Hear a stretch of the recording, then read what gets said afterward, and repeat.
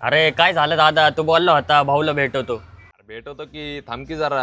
अरे दादा 15 दिवसापासून म्हणतोय तू भेटवतो भेटवतो, अजून भेटवलं नाही. अहो तेव्हा भाईची काय ओळख नाही वाटतं भाऊ सोबत. काय ओळख नाही माझी? अरे थांबा, आता तुम्हा सगळ्यांना भेटवतो. येईलच भाऊ आता 2 मिनिटात.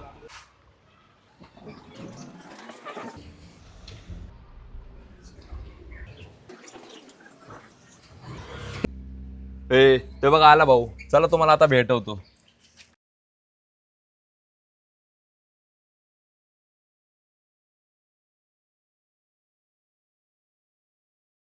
चौकातली पोर आहेत आपले, त्यांना तुला भेटायचं होतं, त्याच्यामुळे घेऊन आलोय. अरे काय रे पोरांनो, बोला की काय काम होतं? भाऊ काय गुन्हेगारी तर आम्हाला पण नाव करायचं, काय काम असेल तर आम्हाला पण दे ना. वय किती आहे रे तुमचं? हो आम्ही सगळे अल्पवयीन आहे. भाऊ ही सगळे अल्पवयीन आहेत, घेऊन टाक ह्यांना कुठल्या तरी शॉटमध्ये. का रे पोरांनो, तुम्हाला का गुन्हेगार बनायचंय? काय नाही भाऊ, आम्हाला पण नाव करायचं तुझ्यासारखं. आम्हाला पण दहशत करायची लोकांमध्ये. हो तुमची किती हवा आहे, एवढ्या गाड्या एवढी पोरं. आईला तुम्हाला पण गुन्हेगार बनायचं का रे? अरे पोरांनो ऐका ना, हे जे तुम्ही सगळं बघता ना, हे ना फक्त दिखावा असतो, लक्षात ठेवा. आता आम्ही हे सगळ्या सोबत गाड्या एवढी सगळी पोरं का घेऊन फिरतो माहिती का? कारण आम्हाला ना आमच्या जीवाची भीती आहे. कधी कोण येईल आणि कोण आम्हाला मारून जाईल ह्याचं सांगता येत नाही. अरे तुम्ही सगळे अल्पवयीन आहेत आणि आजकाल आहे ना अल्पवयीन लोकांचा ट्रेंड चालू आहे. म्हणजे आता हे जसं आमचा म्हटला ना कार्यकर्ता, ह्यांना एखाद्या शॉटमध्ये वापरू म्हणून, त्यामुळं बरेच भाई लोक आहेत ना तुमचा वापर करण्यासाठी तयार आहे.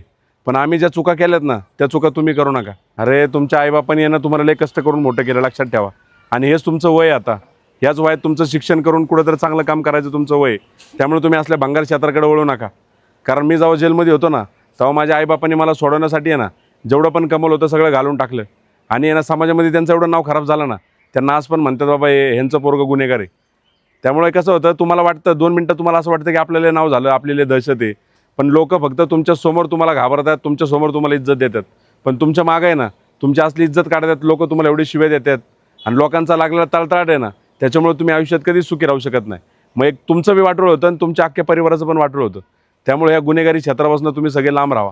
माझी तुमच्या सगळ्यांना हात जोडून विनंती आहे. आता परिस्थिती बदलली, आता पहिल्यासारखी परिस्थिती नाही राहिली.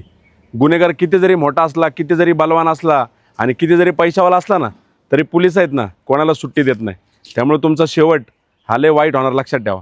त्यामुळे तुम्ही गुन्हेगारी हा विषय डोक्यातनं काढून टाका, अभ्यास करा आणि कुठंतरी एखादी चांगली नोकरी करा. नाहीतर पोलीस भरती व्हा, नाहीतर मग सरळ आर्मीमध्ये भरती व्हा. नाही गबू, तू आहे ना पोरं बिघडवायची कामं करू नको. ज्या चुका आपण केल्यात ना, ज्या दलदलीमध्ये आपण अडकलो आहे ना, त्याच्यामध्ये ह्यांना अडकवायला लावू नको. ए आता तुम्ही बघितलं ना भाऊ काय बोललाय? भेटले ना भाऊला? आता जावा सगळ्यांनी घरी.